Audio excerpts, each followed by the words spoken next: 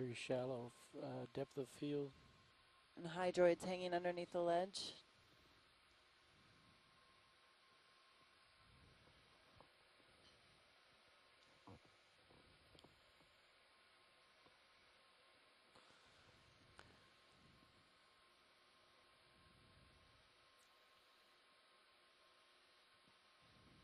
That's good, pilot. You can zoom out. Let's come out, Roland. And then there's a mass of purple beneath you. Okay. Yeah, there's growing on the ledge, there's a clump of what appear to be large or cup corals. And then to the left, there's this purple soft coral. See it. Headed there. So the common species of Anthophila in this area is Anthophila grandis. But when we were sampling in Baltimore Canyon, just south of here, we found, we collected at least 6 colonies of what turned out to be a new genus and species. And in situ, in the video, we couldn't tell the difference between the Anthophila and this new genus. New genus is being described by an Australian PhD student, Kirley Moore. So it'll be interesting to see, long term, what these are. Yeah, she's also describing a new species. It may be the same one that you guys collected in Baltimore Canyon. We collected it in the Gulf of Mexico, new genus. And I think originally she had a specimen from off of Norway. So she's describing that and another new species of Anthophila from the Gulf as well. That is correct. And right now, they all share the same sequence out a particular gene that we like to use to preliminary identify these things. So it would require further sequencing to see if there's any regional differences. Yes, that'll be interesting.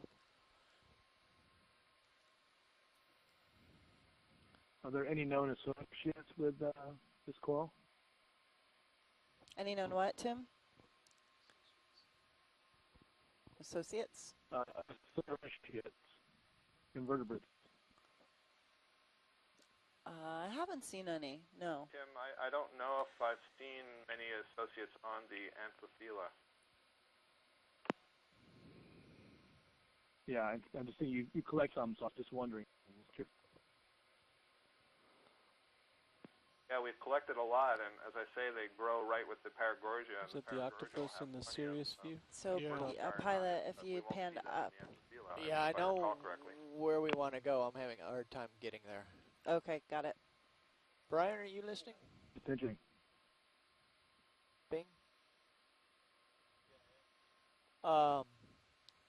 So one aspect of DP here is, and I remember this from discussion, was that stick input takes you out of auto XY and applies a manual input, and we need it to move the goal. It's interesting to not because seeing any the minute I put in stick input, the current takes rubble.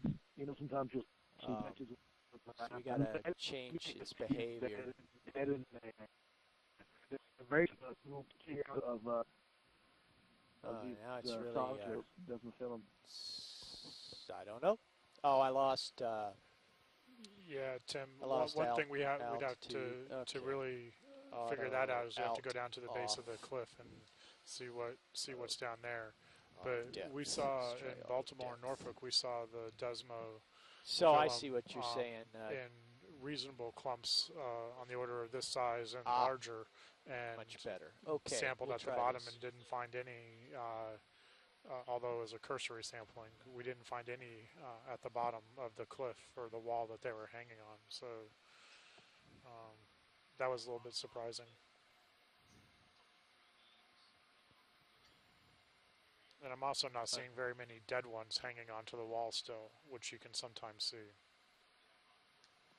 Okay. Yeah, that was basically my comment too. Was that normally you see dead patches here before they fall off and go to the floor. Touch screen's out of calibration here. It's kind of interesting. In our TOCAM surveys up here, we've seen long lines of these Desmophyllum following cracks, like we're seeing here. But it's almost like they haven't developed further far enough along Bear to with go me, along science. these cracks. It's going to get better. Yeah. It's just an observation.